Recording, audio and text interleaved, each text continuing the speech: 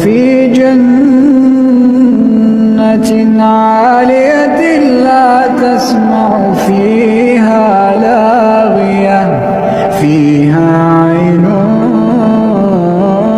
جارية فيها سرور